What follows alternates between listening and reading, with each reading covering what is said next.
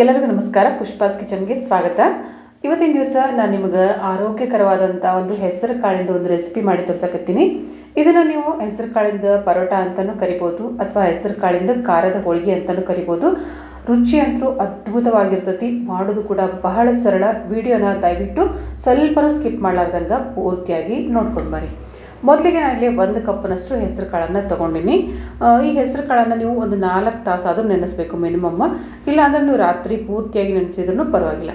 ಈಗ ಈ ಹೆಸರು ಕಾಳನ್ನು ನಾನು ನೆನೆಸಿದಂಥ ಹೆಸರು ಕಾಳನ್ನು ಇದಕ್ಕೆ ಒಂದು ಮಿಕ್ಸಿ ಜಾರ್ಗೆ ಹಾಕ್ಕೊತೀನಿ. ಮತ್ತು ಎಷ್ಟು ಹೆಸರು ಕಾಳನ್ನು ತೊಗೊಂಡಿದ್ನಲ್ಲ ಅಷ್ಟು ನಾನು ಹಸಿ ಬಟಾಣಿ ಮನೆಯೊಳಗಿತ್ತು, ಅದನ್ನು ಕೂಡ ಇದ್ರ ಜೊತೆಗೆ ಸೇರ್ಸಕತ್ತೀನಿ. ಎರಡೂ ಕೂಡ ಆರೋಗ್ಯಕರವಾಗಿರೋದನ್ನು, ಅದಕ್ಕೋಸ್ಕರ ನಾನು ಎರಡೂ ಸೇರ್ಸಕತ್ತೀನಿ. ಮತ್ತು ಒಂದು 5 ರಿಂದ 6 ಹಸಿಮೆಣಸಿಕಾಯಿನ ಈ ರೀತಿಯಾಗಿ ಸ್ವಲ್ಪ ದೊಡ್ಡದಾಗಿ ಕಟ್ ಮಾಡ್ಕೊಂಡಿನಿ. 1 ಗಡ್ಡೆ ಬೆಳ್ಳುಳ್ಳಿಯನ್ನು ಹಾಕ್ಕೊಳ್ತೀನಿ ಮತ್ತು 1 ಚಮಚ ಅಷ್ಟು ಜೀರಿಗೆಯನ್ನು ನಾನಿಲ್ಲಿ ಹಾಕ್ಕೊತೀನಿ. ನಂತರ ಇದಕ್ಕೆ ಒಂದು ಸ್ವಲ್ಪ ಶುಂಠಿ ಕೂಡ ಹಾಕ್ಕೊಳ್ರಿ. ಭಾಳ ಅಂದ್ರೆ ಭಾಳ ರುಚಿಯಾಗಿರ್ತೈತೆ ರೀ ಇದು ಹೋಳಿಗೆ. ನೀವು ಒಂದು ಸಲ ನೀವು ಮಾಡಿದ್ರಿಪ್ಪ ಅಂದ್ರೆ ಖಂಡಿತವಾಗ್ಲೂ ಪದೇ ಪದೇ ಮಾಡ್ತೀರಿ, ಅಷ್ಟು ರುಚಿಯಾಗಿರ್ತೈತಿ. ಮತ್ತು ರುಚಿಗೆ ತಕ್ಕಷ್ಟು ಉಪ್ಪನ್ನು ಸೇರಿಸ್ಕೊಂಡು ಎಲ್ಲನೂ ನುಣ್ಣಗೆ ಮಿಕ್ಸಿ ಮಾಡ್ಕೊಂಡು ಬರ್ರಿ. ಇದಕ್ಕೆ ಸ್ವಲ್ಪ ನೀರು ಹಾಕ್ಕೊಳ್ರಿ. ನಾ ಹೆಸರು ಕಾಳದೊಳಗೆ ಸ್ವಲ್ಪ ನೀರಿತ್ತು, ಅದಕ್ಕೋಸ್ಕರ ಹಾಕ್ಕೊಂಡಿಲ್ಲ. ಒಂದು ಸ್ವಲ್ಪ ನೀರು ಹಾಕ್ಕೊಂಡು ಈ ರೀತಿಯಾಗಿ ಸ್ವಲ್ಪ ಗಟ್ಟಿಯಾಗಿನ ರುಬ್ಕೊಳ್ರಿ. ತೀರ ಮೆತ್ತಗೂ ಬೇಡ, ಅಳುಕೂ ಬೇಡ, ತೀರ ಗಟ್ಟಿನೂ ಬೇಡ. ಒಂದು ಹದವಾಗಿ ಇದನ್ನು ಸ್ವಲ್ಪ ನೀರು ಹಾಕ್ಕೊಂಡು ಇದನ್ನು ಚೆನ್ನಾಗಿ ರೀತಿ ನುಣ್ಣಗೆ ರುಬ್ಕೊಂಡು ಒಂದು ಸೈಡು ಎತ್ತಿಟ್ಕೊಳ್ರಿ. ಈಗ ಒಂದು ಹಂಚಿಗೆ ನಾನು 2 ಚಮಚ ಅಷ್ಟು ಎಣ್ಣೆಯನ್ನು ಹಾಕ್ಕೊಂಡಿನಿ. ಇದಕ್ಕೊಂದು ಸ್ವಲ್ಪ ಜೀರಿಗೆಯನ್ನು ಹಾಕ್ಕೊತೀನಿ ಮತ್ತು ಒಂದು ಸ್ವಲ್ಪ ಅರಿಶಿಣ ಪುಡಿ ಹಾಕ್ಕೊತೀನಿ. ಇದಕ್ಕೆ ಹಾಕ್ಕೊಂಡು ಎಲ್ಲನೂ ಚಲೋ ತ ಮಿಕ್ಸ್ ಮಾಡಿಕೊಂಡು ನಂತರ ರುಬ್ಬಿರುವಂಥ ಮಿಶ್ರಣ ಐತಲ್ಲ ಅದನ್ನು ಇದ್ರ ಜೊತೆಗೆ ಸೇರಿಸ್ಕೊಳ್ರಿ. ಸೇರಿಸ್ಕೊಂಡು ಇದನ್ನು ಚಲೋ ತನಕ ಗಟ್ಟಿಯಾಗೋ ತನಕ ಸ್ವಲ್ಪ ಮೀಡಿಯಮ್ ಟು ಲೋ ಫ್ಲೇಮ್ ಇಟ್ಕೊಂಡು ಎಲ್ಲ ಚಲೋ ತನಕ ಮಿಕ್ಸ್ ಮಾಡ್ಕೊಳ್ರಿ. ನೋಡಿರಿ, ಈ ರೀತಿಯಾಗಿ ಎಲ್ಲ ಚಂದಂಗೆ ಮಿಕ್ಸ್ ಮಾಡ್ಕೊರಿ.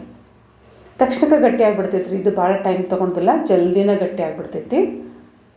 ಆದ್ರೆ ಇದು ಸ್ವಲ್ಪ ಹಸಿ ಏನು ವಾಸನೆ ಇರ್ತೈತೆ ಅದೆಲ್ಲ ಸ್ವಲ್ಪ ಚಲೋ ತಂಗ ಹೋಗುವಂಗೆ ಸಣ್ಣ ಉರಿ ಇಟ್ಕೊಂಡು ಈ ರೀತಿ ಅದನ್ನು ಚಲೋ ತಂಗ ಈ ರೀತಿ ಹಂಚಿಗೆ ತಿಕ್ಕಿ ತೆಗಿಬೇಕು. ಅಂದ್ರೆ ಹಸಿದು ಹೆಸರು ಕಾಳು ಹಸಿ ಇರುತ್ತೆ ಮತ್ತು ಬಟಾಣಿನೂ ಹಸಿ ಇರುತ್ತಲ್ರಿ, ಅದೆಲ್ಲ ಹೋಗೋ ಥರ ಈ ರೀತಿಯಾಗಿ ಮಾಡಿದ್ರಿ ಅಂದರೆ ಹೆಸರು ಕಾಳಿನ ಪರೋಟ ಭಾಳ ರುಚಿಯಾಗಿರುತ್ತೆ. ಇಲ್ಲಾಂದ್ರೆ ಸ್ವಲ್ಪ ಹಸಿ ಇದ್ರೆ ಟೇಸ್ಟ್ ಚಲೋ ತಂಗ ಬರೋದಿಲ್ಲ. ಅದಕ್ಕೋಸ್ಕರ ಈಗ ನಾನು ಅದನ್ನು ತಳಗಿಟ್ಕೊಂಡಿದ್ದೆ. ಇದಕ್ಕೊಂದು ಸ್ವಲ್ಪ ಕೊತ್ತಂಬರಿ ಕೂಡ ಸೇರಿಸ್ಕೊತೀನಿ. ಒಂದು ಸ್ವಲ್ಪ ನಾನಿಲ್ಲಿಗೆ ಕಸ್ತೂರಿ ಮೇಥಿ ಇತ್ತು, ಅದನ್ನು ಕೂಡ ಸೇರಿಸ್ಕೊಂಡಿನಿ. ನೀವು ಇದ್ರೆ ಹಾಕ್ಕೊಳ್ರಿ, ಇರಲಿಲ್ಲ ಅಂದ್ರೆ ನಡಿತೈತಿ. ಈಗ ಇದೆಲ್ಲ ಪೂರ್ತಿಯಾಗಿ ಆರಿದ ತಣ್ಣಗಾದ್ಮೇಲೆ ಎಲ್ಲನೂ ಚಲೋ ತಂಗ ಈ ರೀತಿಯಾಗಿ ಮಿಕ್ಸ್ ಮಾಡ್ಕೊಳ್ರಿ. ಕೈಯಿಂದ ಇದನ್ನು ಚಲೋ ತಂಗ ಎಲ್ಲ ಮಿಕ್ಸ್ ಮಾಡ್ಕೊಳ್ರಿ. ಇದು ಗಟ್ಟಿ ಆಗಿಬಿಡ್ತೈತಿ ರೀ, ನಿಮ್ಗೆ ಹೂರಣ ಹೆಂಗೆ ಗಟ್ಟಿ ಆಗುತ್ತಲ್ಲ ಆ ರೀತಿಯಾಗಿ ಗಟ್ಟಿ ಆಗಿಬಿಡ್ತೈತಿ. ಅಂದ್ರೆ ನಮಗೆ ಇದು ಹದವಾಗಿ ಹೋಳಿಗೆ ಮಾಡ್ಕೊಂಡು ಹೋಗೋದಕ್ಕೆ ಬರ್ತೈತಿ ರೀ. ನೋಡಿರಿ, ಈ ಥರ ಎಲ್ಲ ಮಾಡಿಕೊಂಡು ಒಂದು ಕಡೆ ಎತ್ತಿ ಇಟ್ಕೊಂಡ್ಬಿಟ್ಟಿರ್ತೇನೆ.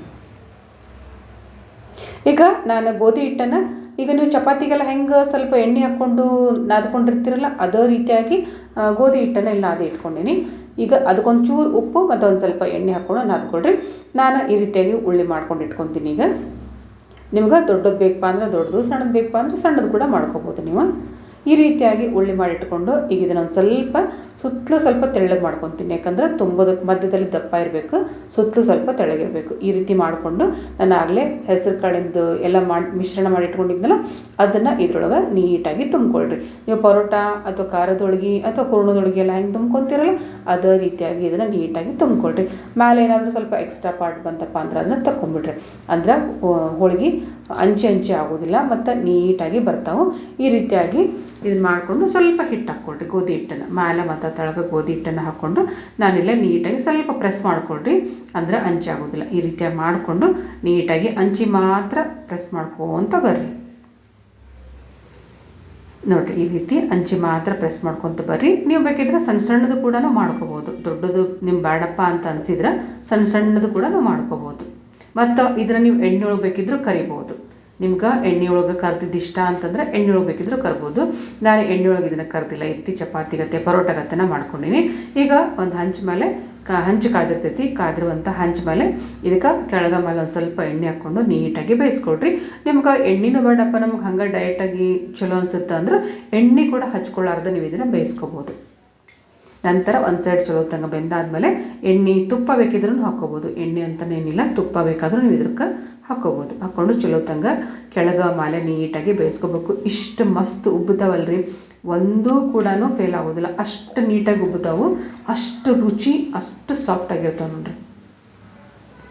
ಮತ್ತು ಆರೋಗ್ಯಕ್ಕೂ ಕೂಡ ಬಹಳನ ಒಳ್ಳೆಯದು. ಡಯಟ್ ಮಾಡೋರು ಖಂಡಿತವಾಗ್ಲೂ ಇದನ್ನು ಟ್ರೈ ಮಾಡಿರಿ. ಇನ್ನೊಂದು ನಿಮಗೆ ಬೇಯಿಸಿ ತೋರಿಸ್ತೀನಿ ನೋಡಿರಿ. ಯಾವುದೂ ಕೂಡ ಉಪ್ಪಲಾರ್ದಂಗೆ ಹೋಳಿಗೆ ಆಗೋದೇ ಇಲ್ಲ. ಕೆಳಗೆ ಮೇಲೆ ಚಲೋ ತಂಗ ಎಣ್ಣೆ ಹಾಕ್ಕೊಂಡು ಈ ರೀತಿಯಾಗಿ ಬೇಯಿಸ್ಕೊಂಡು ತಿಂದ್ರಿಪ್ಪ ಅಂದ್ರೆ ಬೆಳಗ್ಗೆ ಬ್ರೇಕ್ಫಾಸ್ಟಿಗಂತೂ ಹೇಳಿ ಮಾಡಿದಂಥ ರೆಸಿಪಿ. ನಿಮಗೆ ಇದ್ರ ಜೊತೆಗೆ ಏನೂ ಬೇಕಾಗೋದಿಲ್ಲ. ಸ್ವಲ್ಪ ಬೆಣ್ಣೆ ಮತ್ತು ಸ್ವಲ್ಪ ತುಪ್ಪ ಇದ್ರೂ ಸಾಕು. ಇಲ್ಲಾಂದರೆ ಕೆಲವೊಬ್ಬರು ಮೊಸರು ಬೇಕಿದ್ರೆ ಆರಿದ ನಂತರ ಇದ್ರೆ ಮೊಸರು ಜೊತೆಗೆ ಬೇಕಾದ್ರೂ ತಿನ್ಬೋದು. ಏನಾದರೂ ಒಂದು ಸ್ವಲ್ಪ ಚಟ್ನಿ ಪುಡಿ ಇದ್ದರೆ ಅದ್ರ ಜೊತೆಗೆ ಬೇಕಾದ್ರೂ ತಿನ್ಬೋದು. ನಾನಿಲ್ಲೇ ಇದನ್ನು ಮೊಸರು ಜೊತೆಗೆ ಇಟ್ಕೊಂಡಿದ್ದೆ. ಆರಿದ ನಂತರ ಮೊಸರು ಜೊತೆಗೆ ತಿನ್ನಿರಿ. ಬಿಸಿ ಬಿಸಿ ಇದ್ದಾಗ ಬೆಣ್ಣೆ ಮತ್ತು ತುಪ್ಪ ಹಚ್ಕೊಂಡು ತಿನ್ನಿರಿ. ಸ್ವಲ್ಪ ಶೇಂಗಾ ಚಟ್ನಿ ಇತ್ತರಂತೂ ಇನ್ನೂ ಟೇಸ್ಟಾಗಿರ್ತೈತೆ ನೋಡಿರಿ ಎಷ್ಟು ಸಾಫ್ಟ್, ಎಷ್ಟು ಪದರ ಆಗೈತಿ ಅಂತೇಳಿ. ಭಾಳ ಅಂದ್ರೆ ಭಾಳ ರುಚಿಯಾಗಿರ್ತೈತೆ ರೀ. ಖಂಡಿತವಾಗ್ಲೂ ಈ ರೆಸಿಪಿನ ಟ್ರೈ ಮಾಡಿ ನೋಡಿರಿ. ವಿಡಿಯೋ ಇಷ್ಟ ಆಗಿತ್ತಪ್ಪ ಅಂದ್ರೆ ದಯವಿಟ್ಟು ಒಂದು ಕಮೆಂಟ್ ಮತ್ತು ಒಂದು ಲೈಕ್ ಹಾಕೋದನ್ನು ಮರಿಬೇಡ್ರಿ. ನೋಡಿದ್ರಲ್ಲ ಫ್ರೆಂಡ್ಸ್, ಇವತ್ತಿನ ದಿವಸ ನಾನು ನಿಮಗೊಂದು ರುಚಿಯಾದಂಥ ಮತ್ತು ಆರೋಗ್ಯಕರವಾದಂಥ ರೆಸಿಪಿ ನಿಮ್ಮ ಜೊತೆಗೆ ಶೇರ್ ಮಾಡ್ಕೊಂಡಿನಿ. ದಯವಿಟ್ಟು ನಿಮಗೆಲ್ಲ ವಿಡಿಯೋ ಇಷ್ಟ ಆಗಿತ್ತು ಅಂದ್ಕೊಂಡಿನಿ. ಮತ್ತು ಮುಂದಿನ ವಿಡಿಯೋದೊಳಗೆ ಸಿಗೋಣಂತ. ಅಲ್ಲಿವರೆಗೂ ಥ್ಯಾಂಕ್ ಯು, ನಮಸ್ಕಾರ.